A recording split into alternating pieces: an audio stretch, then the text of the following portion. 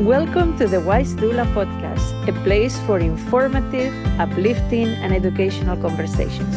Here, we will discuss all things connected with parenting, from conception to birth, postpartum, and beyond. You are amongst friends here, so go ahead and grab a cup of your favorite drink. Remember, not caffeinated if you are expecting, and join me inside. I can't wait to speak with you. Hello and welcome to today's episode. Today, our episode is about a tale of infertility. And you might think that this is not that common, but it is very, very common and is an issue around the world. It's something that a lot of couples struggle with. Our story today starts with a young couple, Michael and Layla. They meet in a cruise, they fall in love, and decide to get married. At the beginning, everything is exciting. They're starting a new life. My goodness, the joy in their eyes. Very soon, questions start pouring in. When are you guys going to have a baby? When are you guys going to be parents? Come on, the clock is ticking. You're both over 30. Let's go. Your friends, your siblings, everybody has had kids already. The family and friends around them start putting a little bit of pressure on them, right? And they, of course, have already spoken about it and they want to have kids. Yeah, Michael and Layla are all for kids. And they have already started trying. And they haven't said anything because they're waiting to surprise their family with the wonderful news that they are pregnant. They're waiting for that beautiful announcement on Facebook and Instagram with little baby booties or a little ultrasound picture that says baby blah blah blah coming in blah blah month. They're waiting for all of that. But it's not happening. They've been trying consistently for a year. Yes, consistently. Unprotected sex for a year. And nothing has happened. Every month that Layla gets her period is tears and disappointment in the bathroom. Is a soul crushing moment, not only for her husband too. Every time she takes a pregnancy test and it comes back with one line, not two, their hearts break a little more and a little more. Their family and friends, of course, don't know any of this because it feels shameful, right? That something that looks so common and easy, and I'm using air quotes, as getting pregnant is not happening for them. So they're keeping this process a secret. And obviously, you don't go around telling people, we've been having sex for a year, blah, blah, blah. It's your marital life, it's your private life. But what I'm saying is they're not sharing the struggles, okay? There is shame, there is a little bit of uncertainty, there is anxiety around it, and so they are not sharing. So all these people asking them don't know what they're going through. Well, clearly, Michael and Layla sit down and figure, oh my goodness, we've been trying for a year, it's not working. And every month that my period comes, it's like another punch in the gut, right? That we are not pregnant, we don't have a baby coming. So, what should we do? Well, what they do is they go talk to their doctor. Their doctor refers them to a reproductive specialist, and they start looking at possibly doing IVF, right? Or looking at different techniques to see which one would be best for them. More than anything, Michael and Layla want answers. But before answers, more than anything, they want to feel normal. Of course, they are normal, but they want to feel normal because everybody around them seems to just have babies like pest candies come out of a pest dispenser, and they can't. And they feel so broken, so broken. So, this visit to the doctor is a ray of hope. This visit to the reproductive specialist is a ray of hope. And they ask, why is this happening to us? What is going on? And the doctor says it could be many causes.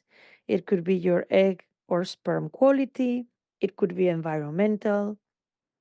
It could be that there are obstructions in the fallopian tubes, issues with the uterus, fibroids, etc. It could be issues with the husband's sperm, with Michael's sperm, motility, or the way the sperm moves and travels, all sorts of things, right? So the doctor says, don't worry, we are going to research, we are going to run different tests and see what happens. Okay, now imagine Michael and Layla are going for all these different tests. And every time they go to a test, there is all this anxiety surrounding the test. What are they going to say? Are we going to be able to be parents? Is this going to work for us? What will our family think when we tell them we are doing this process? Why couldn't we get pregnant the quote unquote natural way? Why do we need help? Why is it that everybody around us has a happy pregnancy with a cute baby at the end and we can't? And the reality of that is that it may look like that. The reality is a lot of people struggle with infertility. And so the thing is that sometimes through that research, the doctor finds out what is happening and goes, well, Michael, Leila, this is what's happening. This is how we're going to work on that to make things better, to give you more chances of conceiving. Other times, there is unexplained infertility. The doctor is going, Michael, Leila, we've run all the tests. Your sperm is fine. Her egg quality is fine. This is fine. No issues that we found in the ultrasound, no issues that we found in this and that. It's unexplained infertility. That does happen and more than we think. So Michael and Leila start the IVF process. They keep it a secret because, again, they're embarrassed, they're worried, they're afraid. They're afraid of feeling broken, they're afraid of feeling judged. And it's very private. It's very private. Now, not everybody in the world wants to have kids, but for the people that have decided that they want to be parents, it becomes a beautiful mission. And anytime they look around, everybody's achieving that mission, and they're not. And that, like I said before, just breaks their heart. And if the family and friends around them get a notion that they're going through IVF, that they're going through treatment, through exams, etc., they, of course, feel worried as well. And take into consideration that some of these treatments and some of these exams require very specific tests that sometimes are not the most comfortable ones. They require daily injections, they require, quite frequent ultrasounds. There is a lot that goes into it that adds to that anxiety Michael and Leila are feeling. Now, Michael and Leila take part in this IVF process 1, 2, 3 cycles. It's not happening for them. And they also hear success stories of people that IVF worked for them, no problem, boom, you know? And so they are wondering why, what's going on with them. By this time, you know, Michael and Leila still love each other very much. They're still devoted to each other. But my goodness, through this grueling process of trying to get pregnant, sex has started to feel like a chore. I'm ovulating, let's do it, blah, blah, blah. Their finances are, super stretched because IVF treatments, at least in the US, are extremely expensive. Even if insurance covers some of the treatment, it it's still you're still looking at some out of pocket, and depends on insurances as well. So they're financially stressed, they're emotionally stressed, and now the communication between them is breaking because they are both trying to hold it together. Michael is worried beyond belief, but he doesn't want to put that on Layla. Okay. He has to be the strong tower and, take care of his wife. But he's worried too. He's also a human being. He's not exempt from anxiety and worry and concern, but he's trying to tuck it all inside and not worry his wife more. She cries herself to sleep many nights, but hides the tears from him because she also wants to appear strong. Now, this is just Michael and Layla. You might know other people that went through this and didn't experience it this way, but I'm just telling you their story today. So, all of that is playing into the equation. Now, their communication is faltering because they are no longer talking with the same clarity and the same openness that they were before. They're starting to keep a few things here and there from each other to protect themselves and to protect their partner. And so this whole process is putting an extra dent on their relationship. And that's really hard. So, yeah, at this point, dealing with all of this, Michael and Layla make a decision to keep going, and they make a decision to share with their closest friends and family that they are going through IVF treatment. A lot of people keep it completely hidden, and it works for them. But for a lot of other couples, just like Michael and Layla, sharing about it helps them feel less isolated, help them feel less anxious, helps them feel supported. They also join a local support group for couples undergoing infertility treatment, and that really helps to sit in a room full of peers going through the same thing. The fact that they open to their family and closest friends means that their family and friends understand now that the constant questions about when they are going to have children are not helping them. They're actually putting more pressure on them. So they understand this is not the time to do that. This is the time to lay low and find out what they truly need. Michael and Layla talk to their doctor, and their doctor refers them to a therapist that supports couples with infertility. So they also look for that professional help, and that helps them tremendously. Ultimately, Michael and Layla continue their journey to see what happens. And they might just get their happy ending and a baby, or they might not. They might experience continued infertility in spite of the treatments. And people could have one or the other. And the decision to continue going or not continue going, it's a very personal one. It's financial as well. So it's something that is very much up to the couple, not something that we can say, oh, do this, do that. It's very much up to them. But if we think about Michael and Layla, and we think about their love and their desire for being parents, their absolute conviction that that's what they want to do. The fact that they look around and see everybody having babies, no problem, supposedly, of course.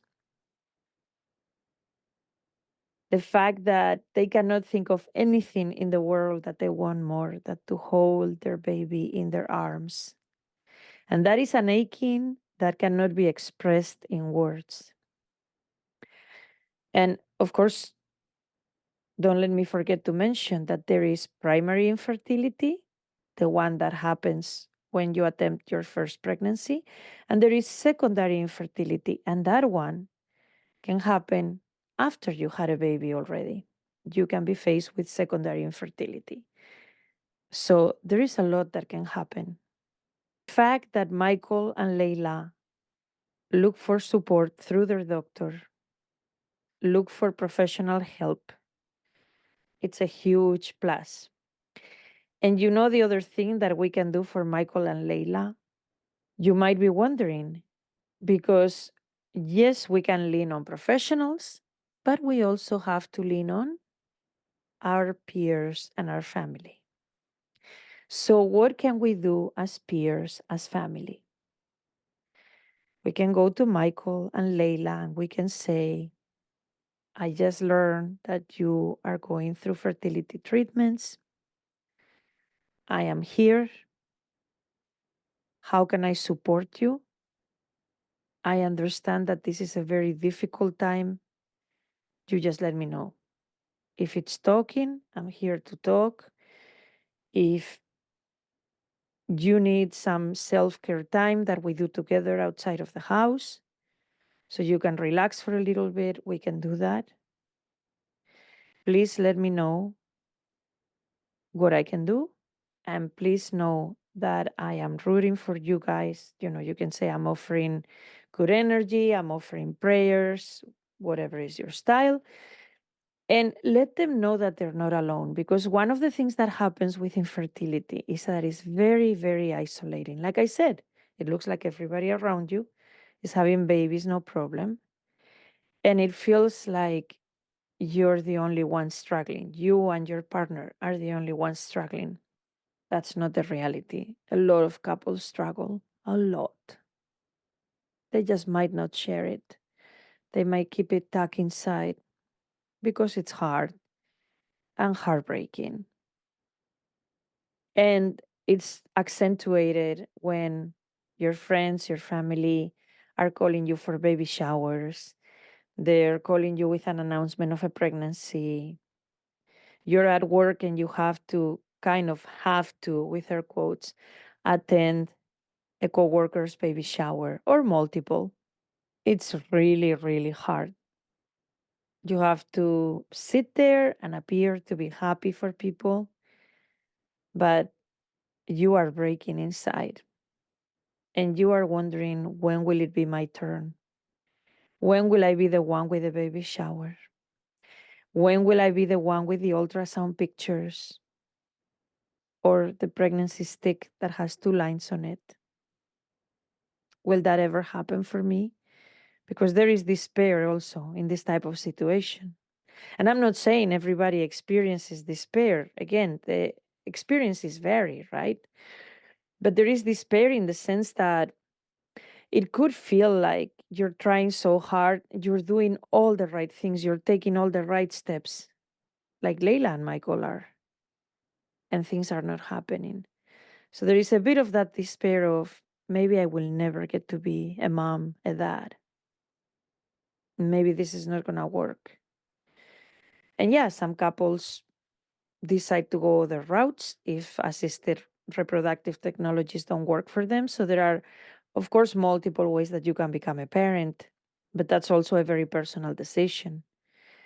And the toll that fertility treatments can take on you, on your body, on your emotions, on your partner's emotions are also something to be considered. So, if I can leave you with a conclusion at the end and a bit of homework, as always, the conclusion would be: support the people in your life that are going through fertility treatments if they have communicated that with you. Be kind with your comments. Don't pester people with the when are you going to have children? How come you guys are not having a baby? Because you don't know what's happening behind that facade of that cute smile like, "Oh yeah, yeah, we're working on it." You don't know what's going on behind that facade. So kindness with comments is important. Respecting people's times and processes is important. Supporting friends and family that you know are going through this process is important. And when it comes to baby showers and pregnancy announcements, if you know they are struggling with this, please be kind. And before you release it to the world on social media, send them a message and say, "Hey, I wanted to give you a heads up. We're announcing our pregnancy. And, I wanted you to know before you see the big announcement. Or, hey, we're going to be hosting a baby shower, but I know that this might be a difficult experience for you. And therefore, you do not have to come if you don't feel comfortable. You and your husband do not have to come. You are invited, you are welcome, but we also understand if you cannot make it." Okay? So, those are several things that you can do. And then, most importantly, support them. I am here if you need to talk. I am here if you want a companion to go to the doctor for that next test or ultrasound. I am here if you need a shoulder, whatever you need. It could be talking, it could be being quiet, right? Each person, each couple is going to have different needs, but you are the person that is offering the support and kind of putting it on the table. So, the word of the week is alveoli. Alveoli comes from the word alveolus in Latin, which means small cavity. It is very cool to know that we have alveoli both in our lungs and in the mammary gland in the breast. Okay? So, this is a term that has to do with lactation. And the mammary alveolus, mammary meaning the breast, it's a small cavity found in the mammary gland, and alveoli are the site of milk production and storage. How cool is that? Both milk production and storage in the mammary gland. They cluster into groups called mammary lobules, and each breast might have between 15 and 20 of these lobules. And the lobules drain the milk through the lactiferous ducts out of the nipples. That's quite a definition. So, what we need to know about alveoli is that they are the site of milk production and storage in the mammary gland, and they are small cavities. And remember, we also have them in our lungs. Of course, in our lungs, they serve a different function. But if you are interested in learning more, I truly encourage you to go online, type the word mammary alveoli, and look for a medical diagram that shows you what they look like. Because nothing better than a visual, right? At least as a teacher, I've always used a lot of visuals. So I'm not going to stop doing that anytime soon as a doula. So, final segment is birth at the movies. And today we are talking about, yes, you guessed it, another Korean show. I am a huge K drama fan. This show is currently, at the time of recording, on Netflix. And this show is called Our Blues. And we are going to talk about maternal mental health, okay? This show depicts a character that has a 4-year-old boy, son. She is dealing with what appears to be postpartum depression that was untreated at the time when it first appeared. Okay. And postpartum depression doesn't always show up right away after the baby is born, sometimes it shows up later. So they depict her postpartum depression with a lot of kindness and in a way that to me is very visually impacting. Okay?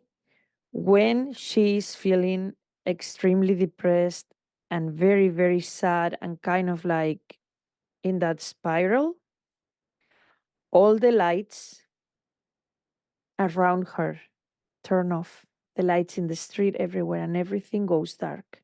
That is one visual that the show uses to talk about postpartum depression. The other one is water dripping out of her sleeves, like drip, drip, drip, signifying her tears, her sadness, her deep sorrow.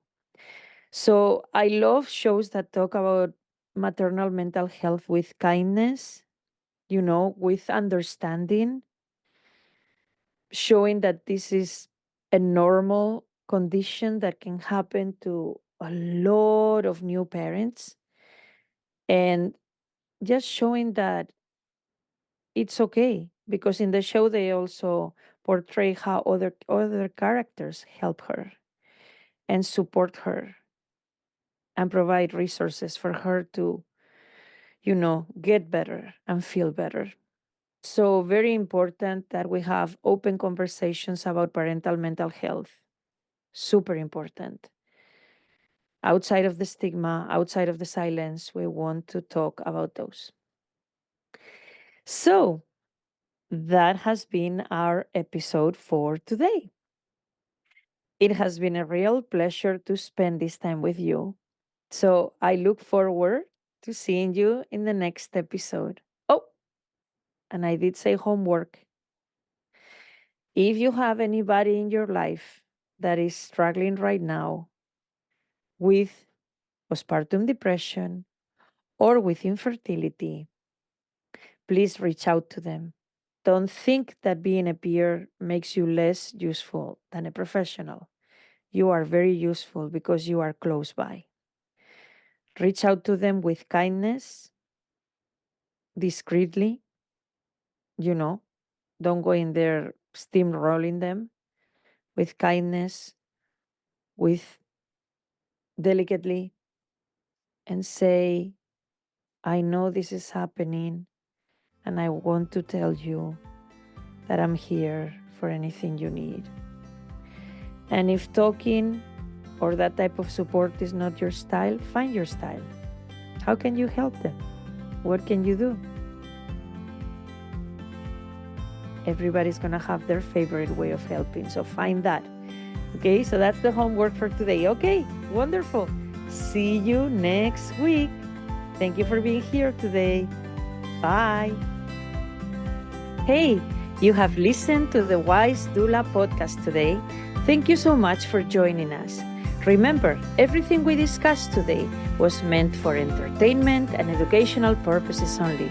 It does not substitute the advice of your medical provider. Would you do us a favor? Follow me on Instagram at LovingBellyDoula. Also, let me know what other topics you would like to see me discuss in this podcast. And please subscribe to the podcast on your favorite platforms. Thank you so much. I will see you next week.